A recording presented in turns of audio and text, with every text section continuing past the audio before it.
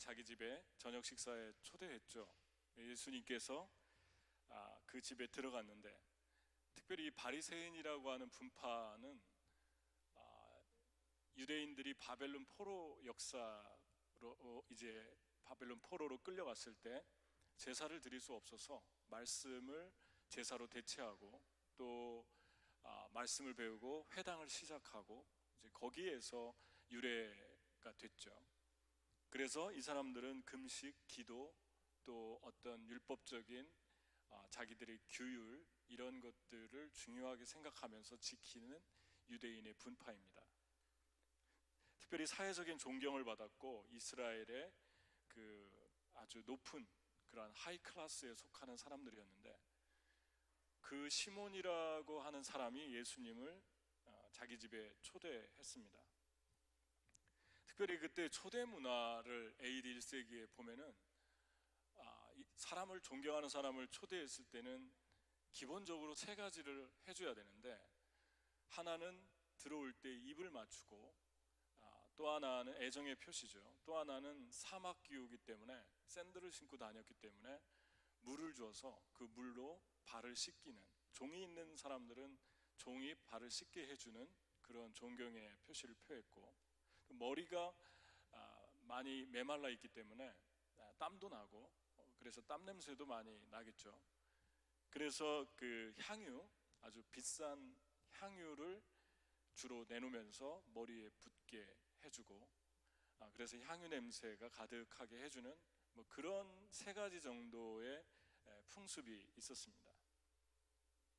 그런데 또 하나 거기서 주목할 거는, 바리새인이 어느 정도 생활이 되면 집에 종들이 있어가지고 그 문 앞에서 들어오는 손님들을 이렇게 초대받지 않은 사람들이 들어온다 그러면은 대충 이렇게 골라가지고 따로 뭐 배정을 해주던가 아니면 못 들어오게 하던가 뭐 이런 일도 있었다고 그래요.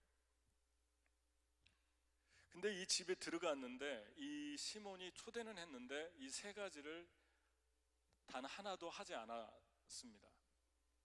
근데 그때 한 여자가 그 동네에서 그 여자의 얼굴만 보면 아는 그런 여자였죠.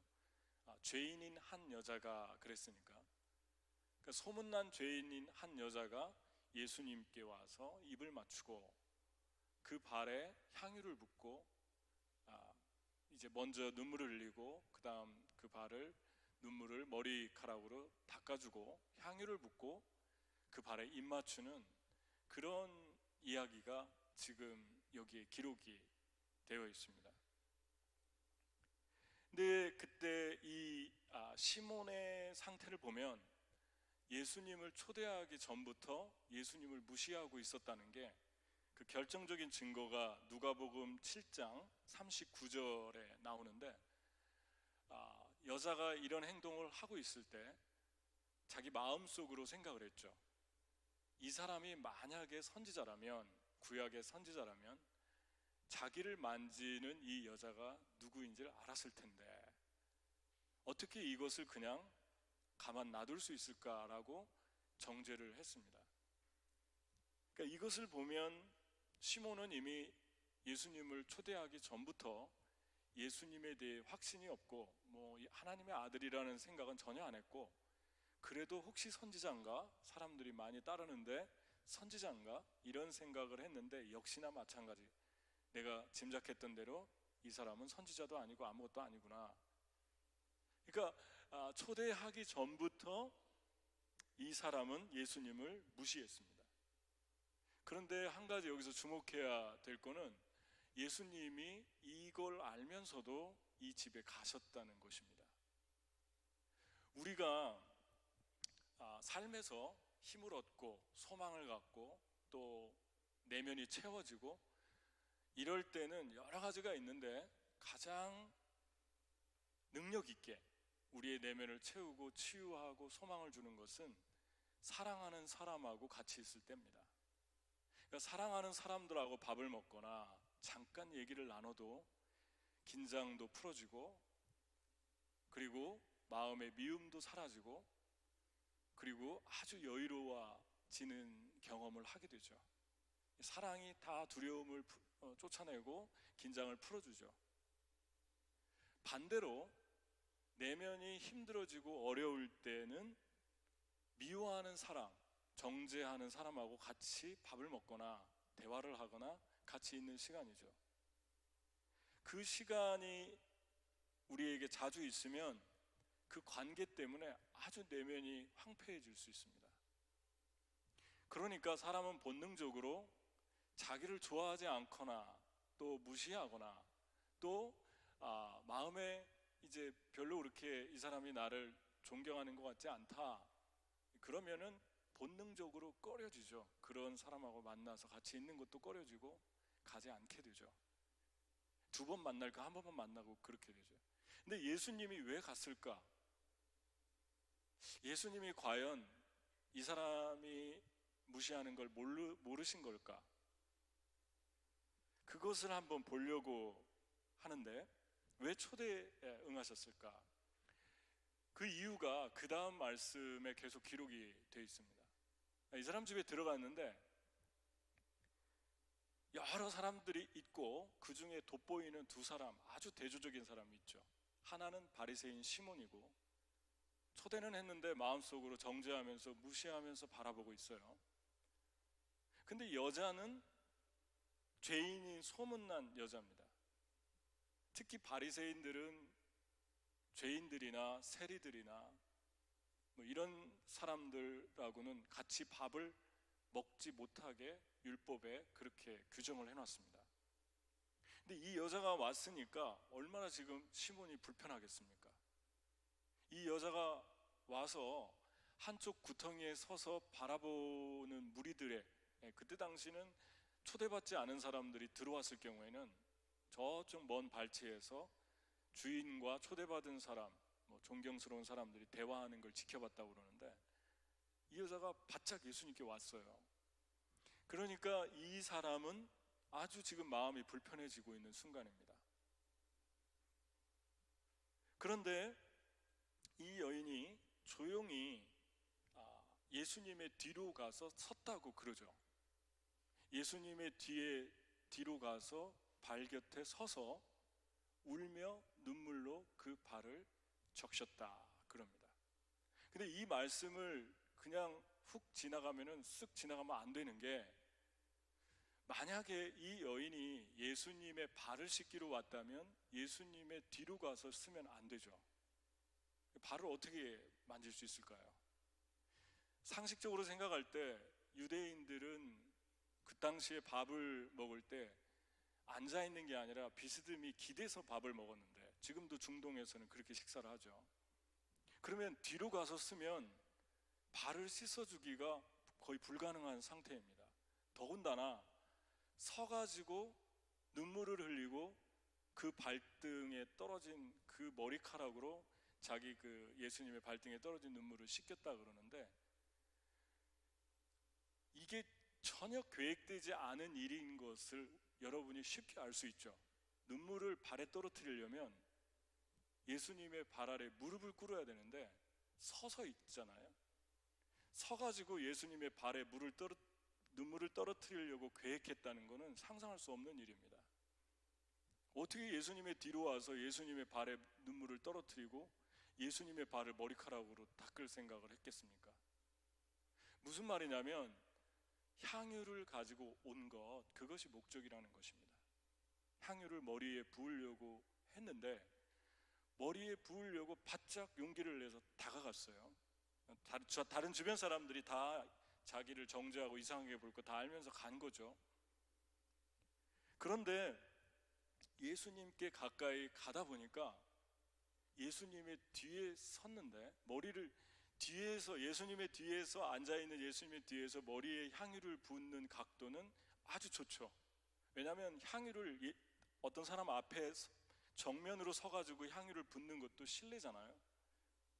그런데 뒤에 서가지고 향유를 부으려고, 머리에다가 향유를 부으려고 하는데, 왜냐하면 그 당시는 향유를 머리에다가 주로 부었으니까 머리를 부으려고 하는데, 왔다가 그냥 가까이 가다가 자기도 모르게 눈물이 터진 거예요.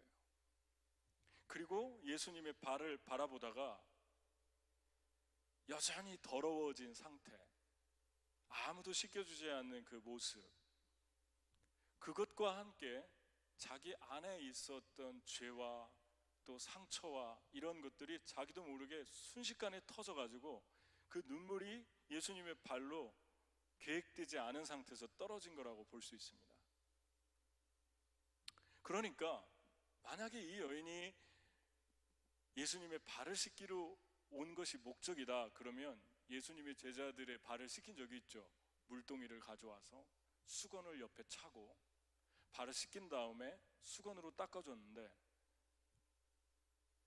이 여자는 수건도 없고 물동이도 없고 물도 준비 안 했어요. 이 여자가 준비한 거는 딱 하나죠. 향유 하나밖에 없습니다. 그러니까 눈물을 흘리는 것도 준비를 못했고, 그 눈물이 예수님의 발에 떨어질 것도 전혀 몰랐다는 얘기고, 닦을 수건이 없으니까 머리카락을 풀어서 닦은 거라고 볼 수 있습니다.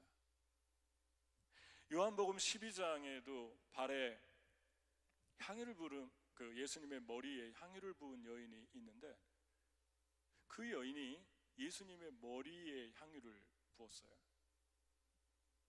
그리고 그 여인이 예수님의 발에 눈물을 흘렸다는 이야기는 기록되어 있지 않습니다. 그러니까 다른 사람이라고 볼 수 있습니다. 그때는 예수님이 죽기 전 이틀 전, 유월절 이틀 전에 그랬는데, 여기 이 말씀은 사역 초반에 기록이 되어 있습니다. 그러니까 둘이, 그 여인은 마리아라고 이름이 기록되어 있고 여기는 이름이 기록되어 있지 않았어요. 그냥 죄인인 여인이 그랬습니다. 그러니까 다른 사건이라고 볼 수 있는 거예요.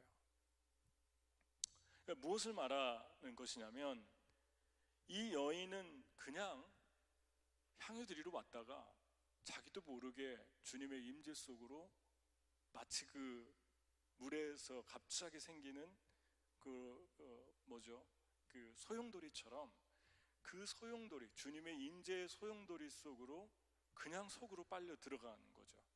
그래서 그 속에서 죄가 사해지고 폭포 같은 눈물이 터지고, 그리고 어떻게 할 수 없어서, 주체할 수 없어서 머리카락을 빨리 풀러서 예수님의 발에, 죄송했던 것 같아요, 예수님의 발에 눈물을 떨어뜨려서 그것을 닦았다는 것입니다. 원래는 물로 닦아드려야 되는데 전혀 기대하지 않았던 일이기 때문에, 예수님에게 가다가 주님의 준비된 축복, 주님의 준비된 임재를 이 여인이 그냥 만난 거예요. 그런데 시몬은 똑같이 예수님 초대했는데 정반대의 일이 일어났습니다. 여러분, 예수님을 초대해서 자기 집에서 예수님의 얼굴을 마주보고 식사를 하거나 초대했던 사람들은 하나같이 어떤 변화가 일어났는데, 예를 들면 세리장 삭개오는 갑자기 예수님 초대하고 너무 좋아서, 내가 누구 거 도적질한 거 있으면 내가 4배나 갚겠습니다, 2배나 갚겠습니다 그랬고, 내 재산의 절반을 다 팔아서 가난한 사람 주겠습니다. 그런가 하면은 백부장은 자기 집에 예수님 초대했는데 들어오기도 전에 어떤 은혜를 받았죠. 우리 집에 나는 예수님 들어오는 거 감당 못하겠습니다, 말씀만 해주세요 라고 했는데 그 종이 낳는 일이 일어났죠. 세리 마태는 예수님 초대했을 때 너무 좋아서 잔치를 벌이고 죄인들을 다 초대했고, 마르다와 마리아는 예수님 초대했을 때 나사로가 살아났고, 그러니까 예수님하고 가까이 가는 그런 거리가 좁혀진 사람들, 예수님을 정말 정성스럽게 초대한 사람들은 삶에서 상상할 수 없는 놀라운 일들이 일어났다는 거예요. 그런데 시몬과 여인이 지금 예수님의 거리가 거의 비슷한데, 시몬은 이 여인이 이 은혜의 임재의 소용돌이로 들어가고 있는 순간에 이 시몬의 마음은 미움과 정죄로 가득 채워지고 있었어요. 똑같이 예수님 앞에 있는데, 그러면서 하는 말이, 저 여자가 죄인인데 저 여자가 어떤 여자인 줄 알면은 저분이 저거를 다 받을 수가 없는 건데, 그러면서 정죄하고 있는 이 시몬의 안타까운 반응을 우리가 보게 됩니다. 여러분, 자존감과 자존심이라는 건 글자 한자 차이죠. 그런데 자존감과 자존심은 아주 다릅니다. 자존감은 자기를 사랑하고 포용하고 그리고 여유가 있고 그리고 쉽게 거절받지 않죠. 근데 자존심은 조금만 예민하고 잘못하면 거절감을 느끼고 상처를 받고 자존심 상했다 그러고 그리고 쓸데없는 고집을 부리게 됩니다. 그런데 자존감과 자존심은 다르다고 했지만 붙어 있습니다. 자존감이 올라가면 머리카락을 풀죠. 머리카락의 상징이 뭡니까? 자존심이죠. 머리카락을 풀었다라고 하는 건 여자의 자존심을 다 내려놨다는 거예요. 그러니까 자존감이 올라갈수록 어떻게 되는 것입니까? 자존감이 올라갈수록 포용력이 커지고 포용력이 커지면서 쓸데없는 고집이라든가 거절감을 많이 받지 않게 되기 때문에 언제든지 자기 것을 숙이고 내려놓을 수 있는 상황 속으로 들어갈 수 있다는 거죠. 예수님이 원하면 내가 기꺼이 자존심을 내려놓겠습니다. 근데 자존감을 내려놓으면 위험하게 되죠. 자존감은 자기를 향한 하나님의 사랑, 나의 존귀함을 의미하는데 자존감이 없다 보면 아주 부정적인 자존심이 세지면서 그것이 고집으로 거절감으로 너무 예민해서 어떤 말도 해줄 수 없는 그러한 작아짐, 옹졸함으로 우리의 영혼이 굳어지게 됩니다. 그러면 아주 사는 게 너무너무 힘들죠. 매 순간이 너무너무 힘들죠. 언제 우리의 자존감이 회복되는 것입니까? 주님의 임재 속으로. 그래서 주님이 예비한 그 소용돌이 속으로 들어갈 때 그 안에서 주님이 나를 얼마나 사랑했는가를 보게 됩니다. 여러분, 주님의 임재의 신비를 여러분 가끔 경험하죠. 그 경험할 때가 언제입니까? 이 여인처럼 주님께 나올 때잖아요. 주님께 나오는데 그 임재 안으로 들어가면 이런 일들이 보통 일어나죠. 내가 가지고 있는 하나님이 이 부분을 너무나도 안 좋아하고 나를 사랑하는 것 같지 않았는데 그 임재의 소용돌이 속에 들어가면 하나님이 이것에 관계없이 나를 너무 사랑하고 있구나. 아, 내가 착각하고 있었구나. 그러면서 우리의 자존감이 회복되죠. 주님의 소용돌이, 그 임재의 소용돌이 아니면 볼 수 없는 일들이죠. 아, 내가 나를 잘 안다고 생각했는데, 내가 지금 이것이 힘들다고 생각했는데 주님의 임재 속으로 들어가 보니까 그걸 힘들어하는 게 아니라 다른 걸 힘들어하고 있는 걸 주님이 알려줄 때도 있습니다. 원인이 다른 데 있다. 그걸 생각나게 하고 그걸 입으로 표현하면서 기도만 하기만 해도 우리의 영혼 깊숙한 곳에서 내면이 터지고 향유가 터지듯이 내면이 터지고 분수처럼 무엇인가가 터져나오는 것을 경험하게 됩니다. 그런가 하면은 내가 담대하다고, 나 강한 사람이라고 생각했는데 아, 내가 얼마나 약한 존재고 내가 두려워하고 있나, 어떤 걸 두려워하고 있나도 몰랐는데 그 두려움의 실체를 볼 때도 있습니다. 내가 약하다고 생각했는데 주님 속에 그 소용돌이 속에 들어갈 때 주님이 내가 얼마나 강한지, 주님이 어떤 강함을 내 안에 넣어줬는지 그 보화를 볼 때도 있죠. 그러니까 여러분, 주님의 임재는 우리가 만들어낼 수 있는 게 아니죠. 주님의 임재는 내가 어떻게 할 수 있는 게 아닙니다. 하나님의 절대 주권입니다. 그런데 이 말씀에서 한 가지 찾아낼 수 있는 단서는 이 여인이 언제 주님의 임재의 소용돌이 속으로 들어갔나, 크게 두 가지죠. 하나는 예수님께 나왔다는 거고, 두 번째는 진실하게 나왔다는 것입니다. 특별히 그 자리에는 자기를 정죄하고 미워하는 사람들이 있었죠. 미움받을 때도 주님께 나왔고 또 두 번째는 자신이 가지고 준비한 그 향유를 정죄하는 사람도 있었을 거예요. 저 여인이 저걸 어떻게 해서 벌었을까? 저걸 드릴 수 있을까? 이런 정죄의 소리도 들렸을 것입니다.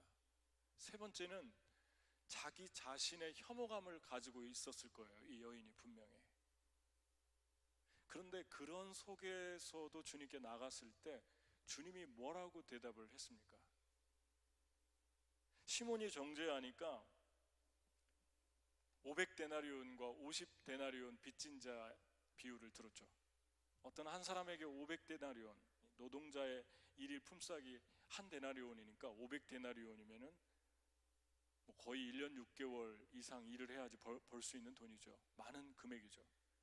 50데나리온이 있는데 500데나리온, 50데나리온 빚진 사람 똑같이 탕감해 주었는데 누가 더 사랑하겠느냐? 시몬이 물어봤죠. 시몬에게 물어봤습니다. 이게 시몬이 대답을 뭐라고 했죠? 500데나리온입니다. 맞다. 많이 죄사함 받은 사람이 많이 사랑한다. 이 여인이 바로 그런 여인이다. 500데나리온 빚졌는데 탕감받은 마음으로 지금 나에게 나오는 그 여인이다. 그러면서 현재 시제로 말씀하셨어요. 이 여인의 죄가 사함받았다. 그러니까 죄가 용서받기도 전에 나간 거예요. 죄의식이 가득한데 나간 거죠. 죄된 생활을 아직 청산하지 않은 상태에서 나간 거죠. 그러니까 여러분, 하나님께 우리가 주님의 임재 소용돌이로 들어가는 건 깨끗하기 때문에, 완벽하기 때문에, 흠이 없기 때문에, 만약에 예수님이 생각할 때 여러분 지금 시몬의 생각을 다 알고 있는데, 뼛속까지 다 알고 있는데, 속으로 생각한 것까지 다 알기 때문에 이 비유를 말씀했는데, 이 여인의 생각을 모르겠습니까? 이 여인이 죄인이고 자기 혐오감으로 가득 차 있고, 이 여인은 아직 죄된 생활을 청산하지 못했어요. 그런 상황인데 이 여인을 데리고 주님의 임재로 들어갔잖아요. 만약에 예수님께서 넌 자격이 안 된다, 네가 아무리 향유를 들고 나왔지만 너는 내 임재 속에 들어올 자격이 안 된다, 그랬다면은 이 여인은 못 들어가는 거죠. 사랑이 법보다 앞선 거예요. 그러니까 예수님께서 다 죄인인 걸 알고 지금도 죄 가운데 있는 걸 알지만 주님의 임재 속으로 데리고 들어갔다는 거, 무엇 때문입니까? 이 여인이 순수하게 주님께 나왔고, 두 번째 진실한 마음으로 나왔을 때 주님이 그것을 받으셨다는 것입니다. 주님의 임재 소용돌이 안으로 들어가는 건 어떤 법칙을 우리가 세울 수 없어요. 왜냐하면 하나님을 이런 법칙, 이런 조건으로 만들어서 규격화시킬 수 있다는 것은 아주 위험한 것입니다. 하지만 이 원리 속에서, 이 메시지 속에서 우리가 발견하는 건, 죄를 짓는 순간에도, 내가 주님께 나올 수 없는 순간에도, 나를 미워하고 좋아하지 않는 사람들이 많은 그 순간에도 주님께 나오라는 것입니다. 그러면 그분의 임재가, 내가 나왔는데 다음은 주님의 임재가 여러분을 빨아들일 것입니다. 그 임재 속으로 들어갈 때 어떤 일이 일어나겠는지 조금씩 여러분 마음이 상상이 되지 않습니까? 제가 최근에 어떤 책을 읽었는데, 한 정신과 의사가 이런 얘기를 했어요.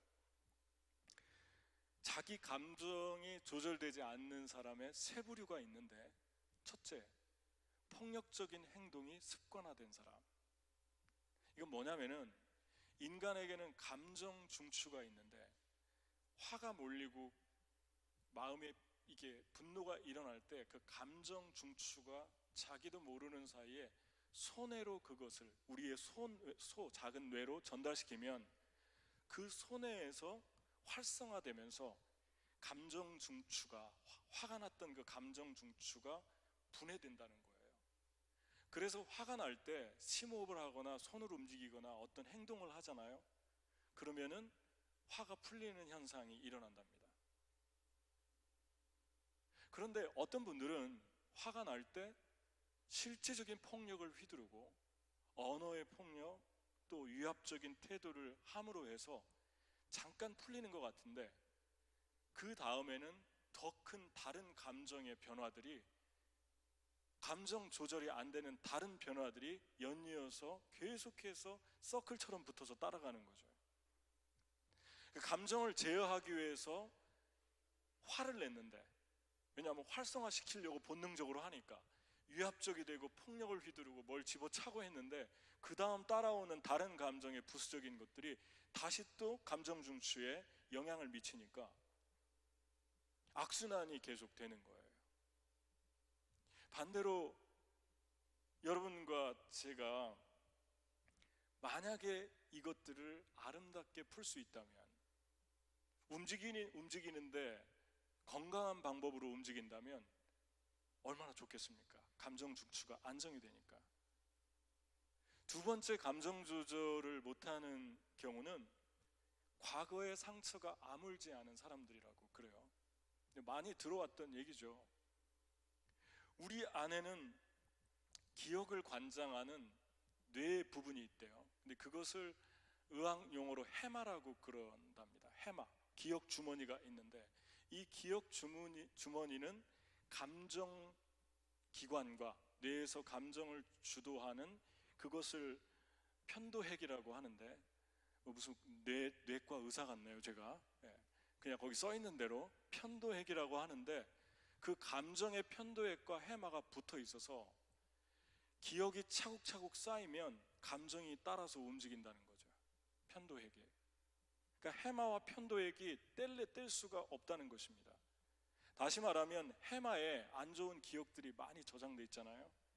그러면 편도핵, 이 감정이 움직이는 게 시간이 지나도 잊혀지지 않고 그 안에 주머니가 있기 때문에 언제든지 다시 우리의 감정을 폭발시킨다는 것입니다. 다른 말로 하면은 극심한 공포나 어떤 불안한 트라우마를 경험했을 때 그 사람의 그 기억들이 해마 속에 들어있기 때문에 비슷한 일만 터져도 다른 데로 이게 터질 수 있다는 거예요. 옆에 사람 아무런 잘못이 없는데 그 사람한테 화풀이가 될 수도 있고, 그 사람하고 닮은 사람한테 그게 불똥이 튈 수도 있고, 그 사람은 잘못한 게 없는데. 그러니까 과거의 상처가 얼마나 중요한가 알겠죠. 과거의 기억들이. 세 번째는, 이 정신과 의사가 한 말이, 감정을 거부하는 부류의 사람들이 있대요.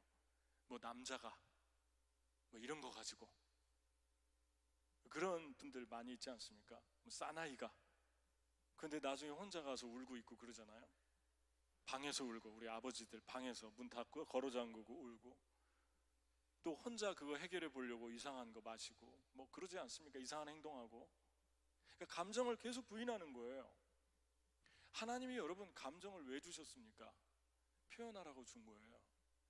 슬픈데 안 울면 나중에 더 큰 문제를 초래할 수 있다는 것입니다. 신입사원이 돼가지고 신입사원으로 회사를 들어갔는데, 어려운 것은 어려운 건데 어려우면 안 돼. 꾹꾹 눌러 놓는 거예요. 공부하는 학생이 공부하다가 지칠 수 있는데, 이까짓 거 아무것도 아니야 하고 꾹꾹 눌러 놓는 거예요. 공부하다가 너무 힘들고 어려우면 표출해야 되고, 얘기도 해야 되고, 힘들다고 해야 되고, 다른 쪽으로 좀 풀어줘야 되고, 그렇습니다. 건강하게. 근데 그 감정 자체를 부인하면 나중에 더 크게 언제 어디 어떤 방법으로 터질지를 모르는 거예요. 그러니까 여러분, 감정에 대해서 전혀 드러내지 않는 분들이 그렇게 사실은 건강한 건 아닙니다. 이런데 이분이 그 다음 말을 제게 주목시켰는데, 그게 뭐냐면은, 감정을 잘 풀어내는 사람들은 두 가지 특징이 있는데, 하나는 자신의 과거와 현재와 지금 상황을 전체적으로 연결된 것을 잘 분석하고 그거를 인지해서, 내가 지금 왜 화가 났는지, 과거의 사건이 나에게 어떤 영향을 미쳤는지를 금방 빠르게 인지한다는 것입니다. 인지만 해도 감정이 풀린다는 것이죠. 두 번째는, 사람들이 감정도 없어 그러는데 감정이 없는 게 아니라 내색을 하지 않고 푼다는 것입니다. 그러니까 소리도 안 지르고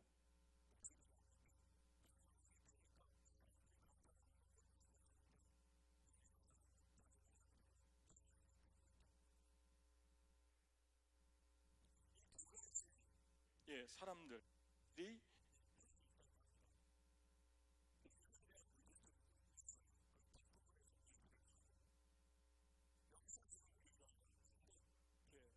봐야 될 것은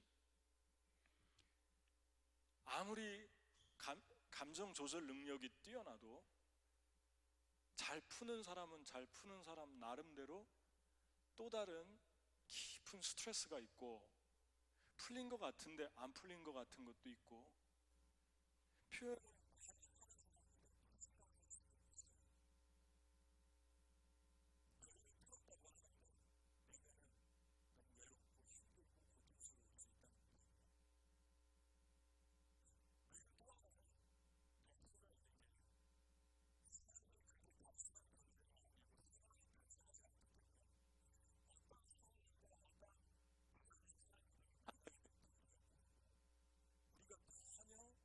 카테고리 안에 두지 않았던 상황 그런 종류의 사람들을 다양하게 접하거든요.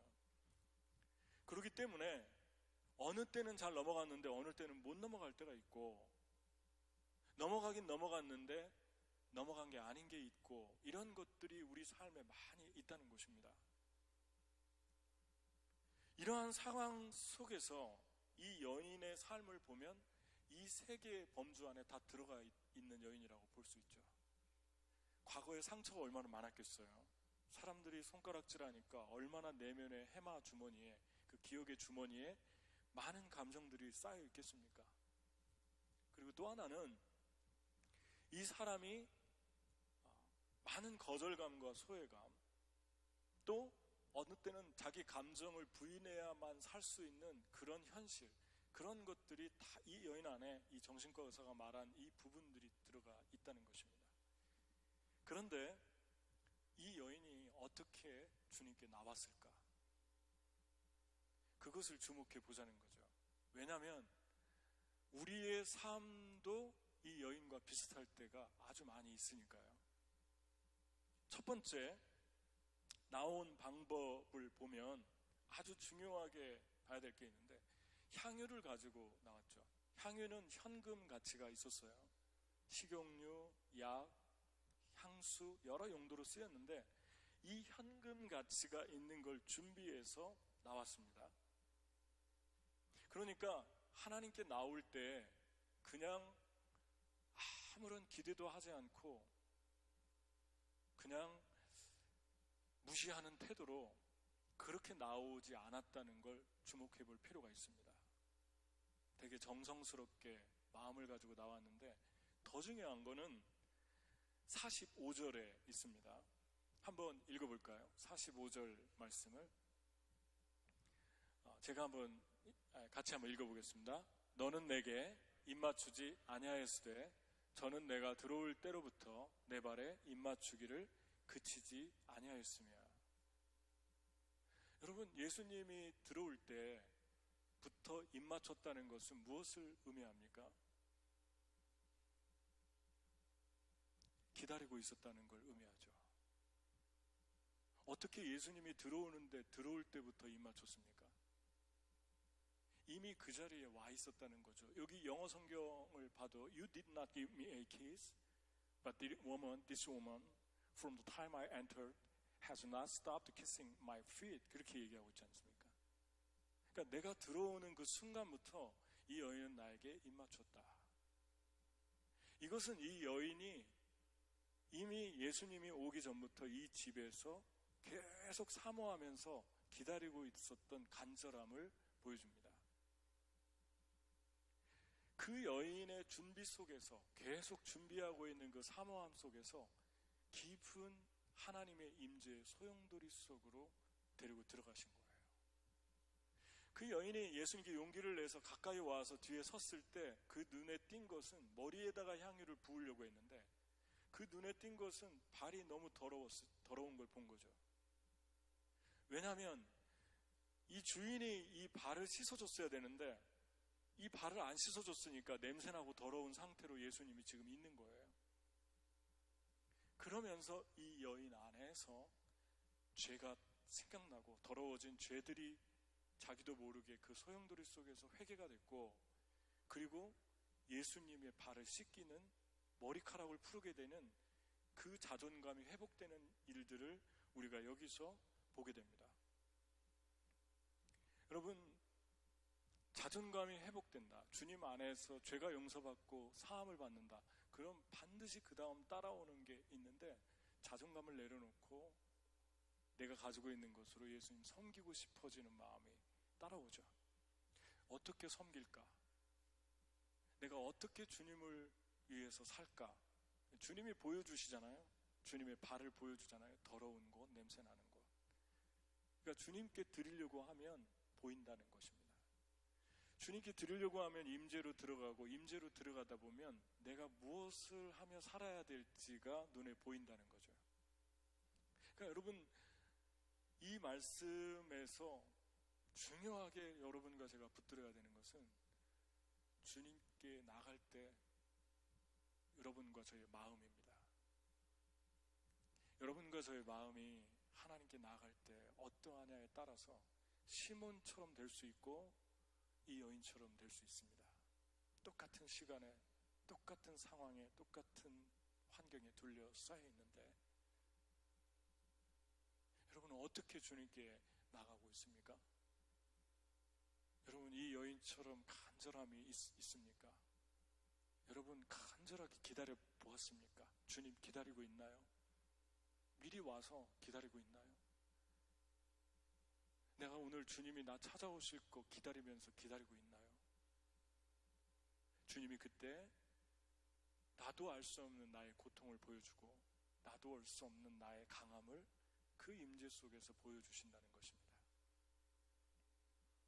근데 여기서 또 하나 주목할 것은, 이 여인이 예수님께 나갈 때 치료받고 싶어서 나간 것도 아니고, 어떤 대단한 일을 하기 위해서 나간 게 아니라 그냥 사랑해서 예수님 보고 싶어서 나간 거, 그거밖에 없어요, 기록이. 이런 사람에게, 이 여인에게 어떤 일이 소용돌이 속에서 일어났나? 세 가지 변화가 나타나는데, 이 여인이 이 얘기를 들었습니다. 사함받은 일이 많은 사람은 사랑함이 많다. much love 그랬죠. 이 여인이 나를 사랑하는 마음이 크다, 많다. 이 여인은 전혀 몰랐어요, 자기가 얼만큼 주님을 사랑하는지. 근데 예수님은 이 여인 안에 있는 자기를 사랑하는 마음을 알려주셨어요. 여러분과 저는 막연하게 내가 주님 사랑한다, 주님이 나 사랑한다, 이게 아니라 순간순간 내가 주님 얼마나 사랑하고 있는가를 주님이 보여주셔야만 살 수가 있다는 것입니다. 사랑은 그냥 일방적이지 않아요. 내가 누구를 사랑했을 때 상대방이 나를 사랑하는 걸 알아야만이 그 사랑은 성숙해가고 성화될 수 있습니다. 왜 그리스도인들의 삶이 자꾸만 머물러 있을까요? 미숙함 가운데. 왜 변화되지 않을까요? 이거일 수 있어요. 내가 얼마나 주님을 사랑하는지 주님이 알려주셔야 되는데, 그것에 대해서 고백은 많이 하는데 별로 느낌이 별로 없는 거죠. 확신도 없는 거고. 그러니까 내 사랑이, 그 다음 주님을 향한 내 사랑이 커지질 않는 거예요. 그래서 주님의 임재가 필요합니다. 주님의 임재 속으로 들어가는 거. 두 번째 축복이 뭐죠? 이 여인이 들어가면서 그런 생각 안 했잖아요. 내가 여기 시몬한테 한번 뭔가를 보여줘야겠다. 이 시몬이 맨날 정죄만 하고 가르치려고 하고 길거리에서 만나면 혐오스럽게 나를 바라보는데, 내가 예수님께 한번 인정받아가지고 한번 골탕 좀 먹여야겠다, 뭔가 한번 보여줘야겠다, 이런 마음은 눈꽃만큼도 없죠. 이 여인이 예수님께 들어가면서 한 생각은 향유를 부어야겠다, 예수님께 향유를 부어드려야겠다. 그 생각밖에 없었어요. 그냥 예수님만 바라봤어요. 그런데 시몬은 여자만 바라보잖아요. 이게 시몬과 이 여인의 차이죠. 예수님만 바라본 사람하고 사람만 바라본 사람하고 차이가 이렇게 크게 나눠집니다. 예수님 바라보니까 예수님이 이 여인을 통해 시몬을 깨우잖아요. 거기 앉아있던 사람들이 뭐라고 합니까? 이 사람이 누구길래 이 사람의 죄도 사하는가?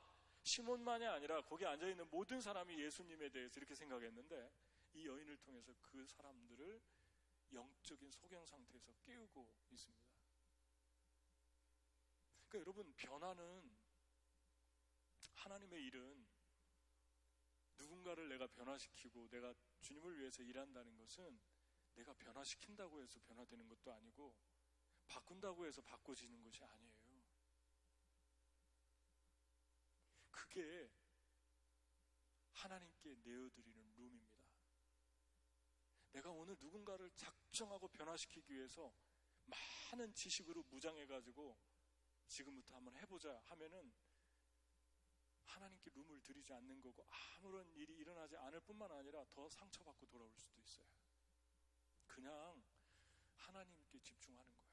하나님 사랑하고 하나님 생각하고 하나님께 모든 걸 맡기고 주님께 나가면, 내가 주님께 나가면 정말 변화되어질 것 같지 않았던 분들이 다시 그들의 머리를 풀고 그들의 마음을 풀고 하나님께 나오는 그런 연쇄적인 일들이 일어난다는 것입니다. 주님 일 제일 많이 하는 사람들이 하나님 집중하는 사람들, 예수님 집중하는 사람들. 여러분은 교회 와서 누구에게 집중하십니까? 하나님께 집중하십니까? 그러면 여러분들의 마음은 사랑과 풀어짐과 소망과 은혜로 채워지고 있을 것입니다. 근데 시몬처럼 여인을 집중하잖아요. 그러면 미움과 원망과 증오로 채워질 것입니다. 이 두 번째 받은 축복이에요. 주님이 여러분들을 통해서 영적인 소경들을 보게 하시는 그런 일들을 하고 싶어 하십니다. 세 번째, 마지막으로 평안히 가라, 내 믿음이 너를 구원했다 그러잖아요.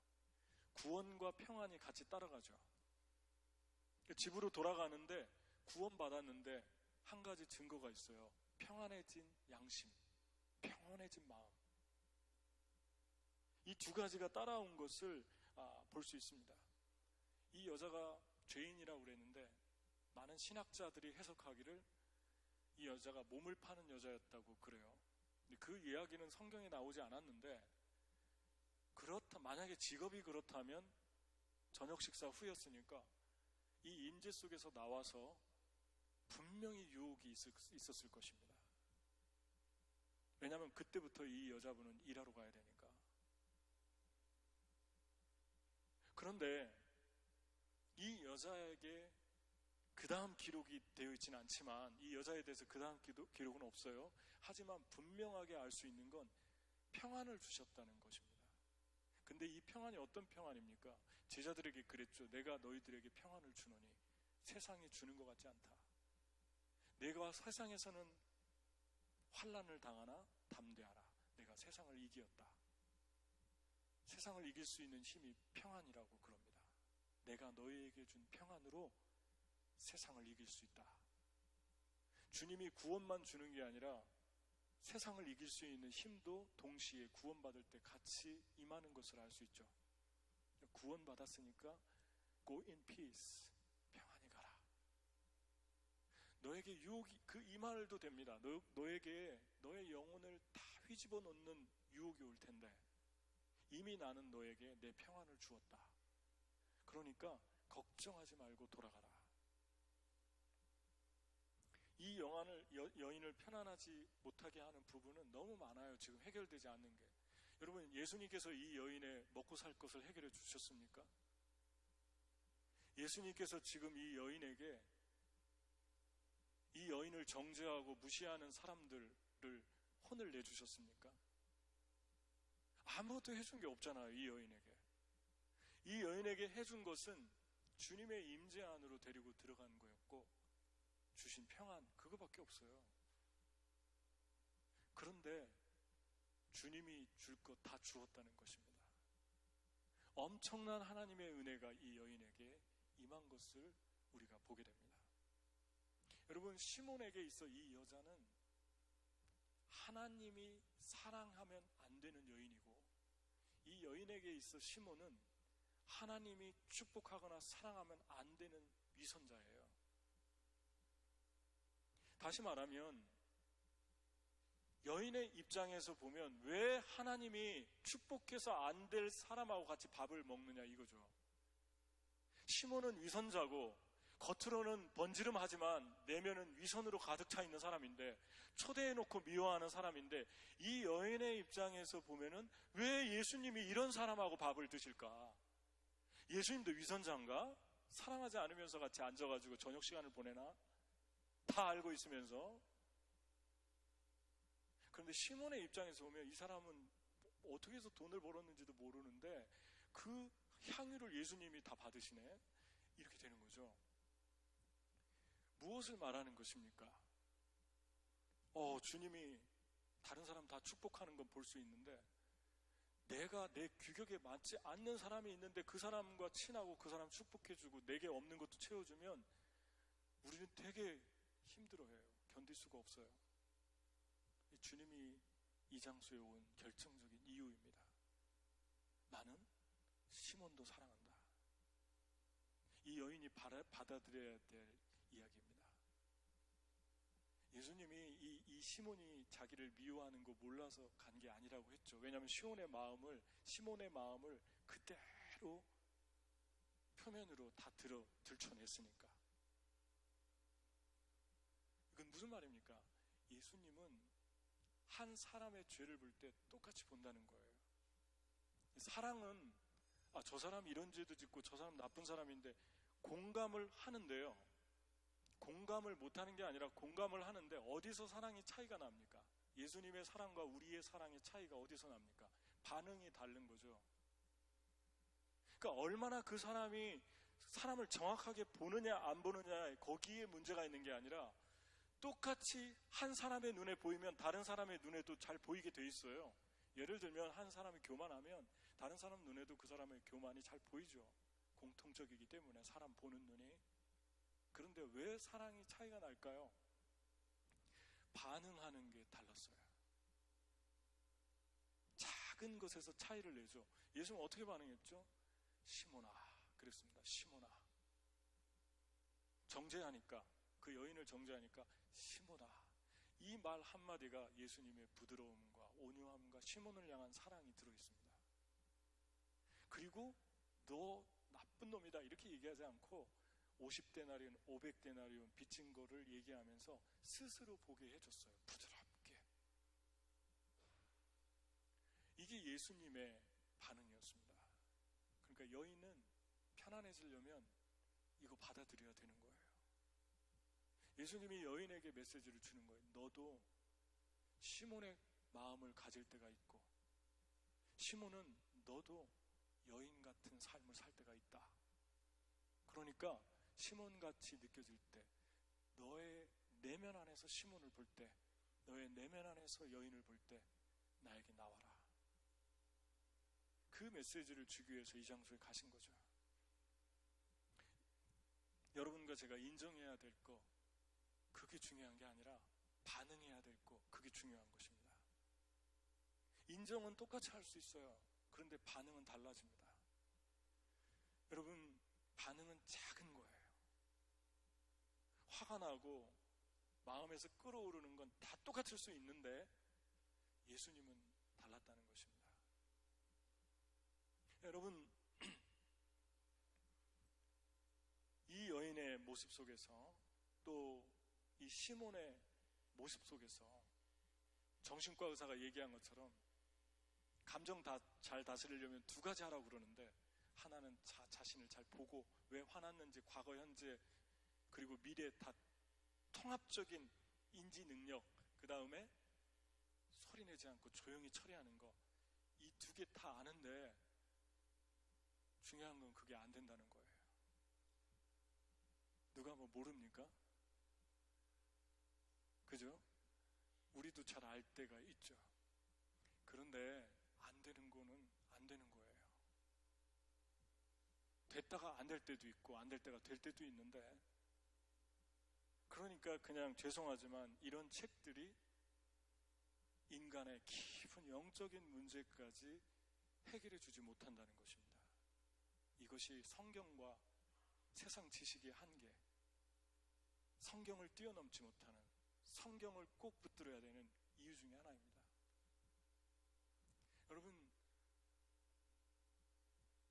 여러분과 저의 영혼이 주님의 임재로 들어가면 돼요. 주님만이 우리를 바꿀 수 있습니다. 그리고 주님만이 나도 알지 못하는 스트레스, 나도 알지 못하는 두려움, 내가 나를 알지 못하는 강함을 알려주실 수 있어요. 그걸 확장시킬 수 있어요. 주님만이 우리 기억의 해마, 감정 중추신경과 연결되어 있는 그 기억 주머니를 털털 털어서 비워줄 수 있어요. 이 여인은 그게 비워져서 지금 돌아가는 거예요. 말로만 평안하라 하신 게 아니라 주님이 완전히 다 덜어주신 거예요. 그러니까 사람들의 시선이 더 이상 들어오지 않는 거죠. 자기 미워하고 정죄하는 거 다 하는데 그 자리에 왜 갔겠습니까? 가다 보니까 더 이상 바다가 되지 않는 거예요. 사람들의 시선이 그렇게 중요한 게 아니에요. 이 사람의 인생에서 더 중요한 건 예수님 나를 사랑하는 거, 주님이 나를 인정하는 거, 네 사랑이 많다고 한 거, 내가 지금 죄도 해결 안 된다는데 주님께 나간 거, 나가니까 주님이 나를 받아주시는구나, 그게 중요한 거예요. 저는 100% 믿습니다. 이 여인이 변화됐다는 거. 그 다음 기록은 없는데 이 여인이 바뀌었다는 거, 저는 100% 믿어요. 저는 여러분도 믿을 줄 믿습니다. 같이 기도하겠습니다.